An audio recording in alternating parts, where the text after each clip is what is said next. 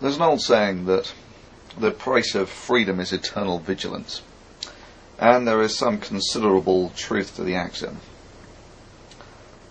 In that sense, if you want to defend your freedom of speech, you've got to be perpetually aware to things that might erode it.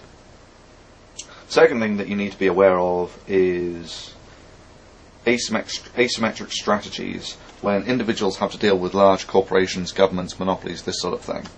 And that can be eloquently summarised as, if you don't stand together, you'll get hung separately. In this fashion, I want to bring your attention to some of YouTube's recent actions. A while ago, I instigated a protest against YouTube called YouTube versus the Users. There were 3 parts, part 1, part 2, part 3. All of them had tens of thousands of hits on them.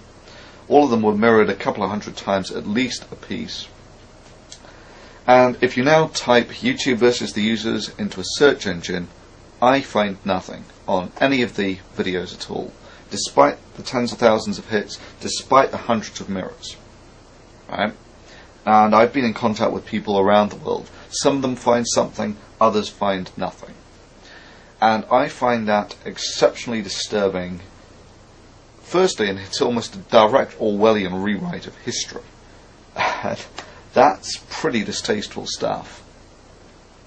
Secondly, it shows an intent on the part of YouTube that they are willing to manipulate the system to their benefit. Now, many of you will say, well, where's the problem? They're a company, they can do whatever the hell they want. If you don't want to use it, don't use it. No.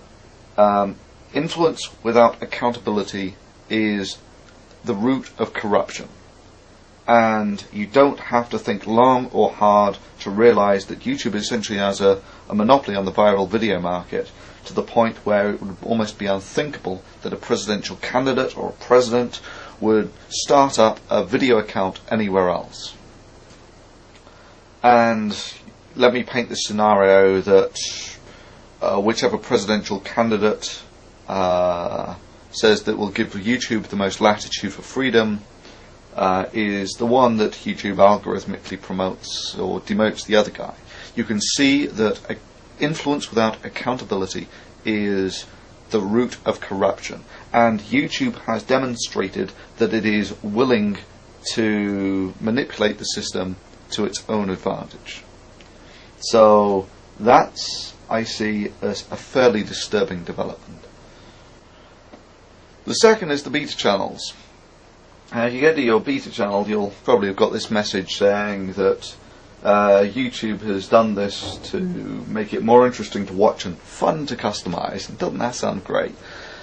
Well, that's obviously bullshit. In that the beta channels have been almost universally unpopular, to the point where when YouTube tried to introduce them a few months back, the backlash essentially forced them to delay the introduction of the beta channels by 2 months, and now they've done it on a rolling schedule to not generate so much of a backlash. But again, the beta channels are still almost universally unpopular.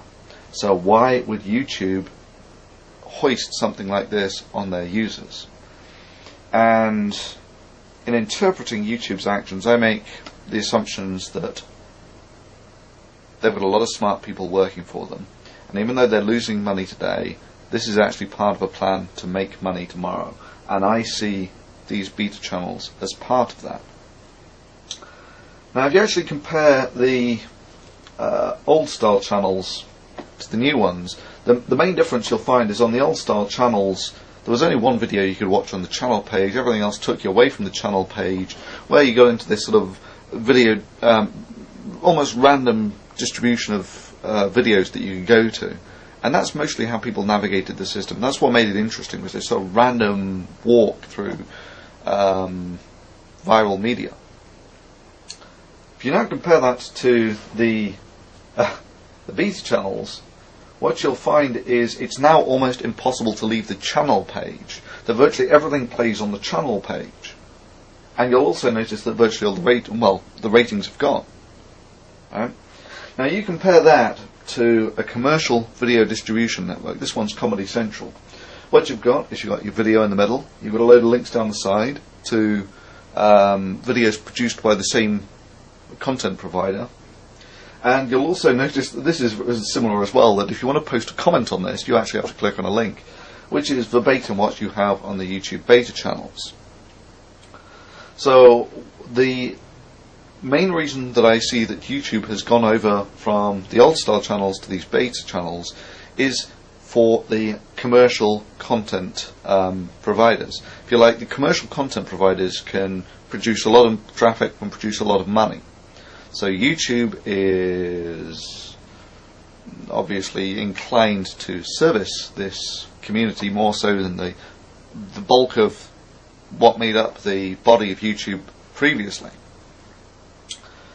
And obviously ratings in this sense don't really serve any benefit to commercial content providers, in that if they're actually putting out junk, they want people to watch it.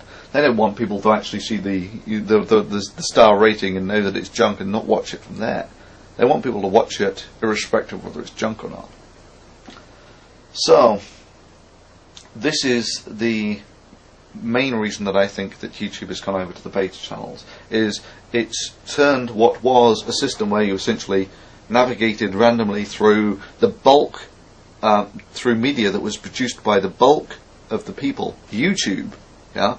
It was media produced by the people, and randomly navigating through that, it's now morphed into what is essentially a commercial video distribution network designed for people watching videos by a relatively small amount of people who produce commercial content. And in that sense, it's more a clone of the Comedy Central homepage.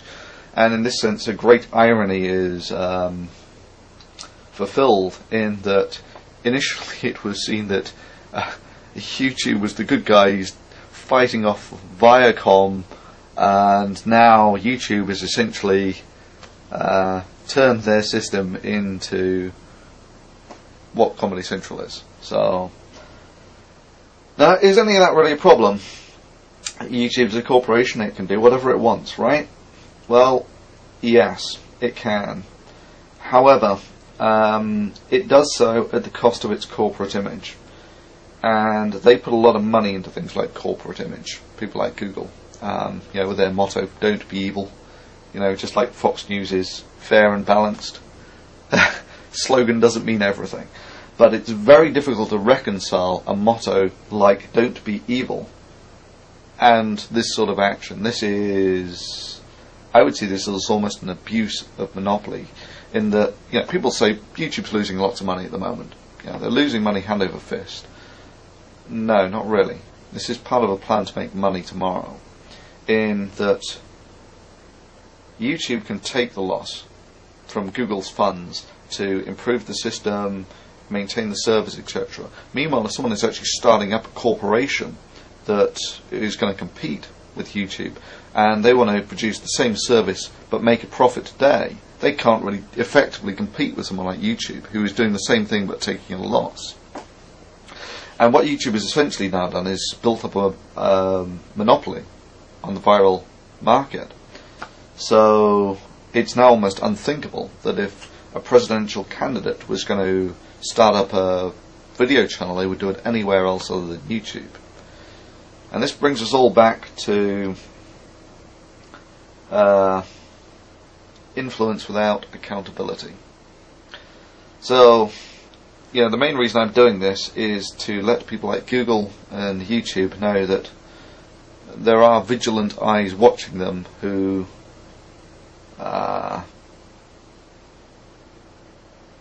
recognise the virtues of free speech in our society and what you have to do to defend it. And in this sense, I hope this video rapidly propagates beyond the control of certainly YouTube, in that previously they initially deleted a video like this. They reinstated that video, but they've now sort of removed that portion of history from their search engines. So in many senses, having this propagate beyond YouTube's control is important. And secondly, this is like what we as users can do to generate influence in YouTube. It forces them to make it a fairer and more open forum in order to maintain their corporate image. The second thing is this will hopefully gain the attention of some politicians who will realise that having marshals like Google in charge of virtually the entire information on cyberspace is a dangerous precedent, and that if information that you put out doesn't appear in Google, to a large degree it doesn't exist in cyberspace. So there is a huge amount of influence that Google can have on things, and you're left with the problem of who watches the watchman. There needs to be some accountability there.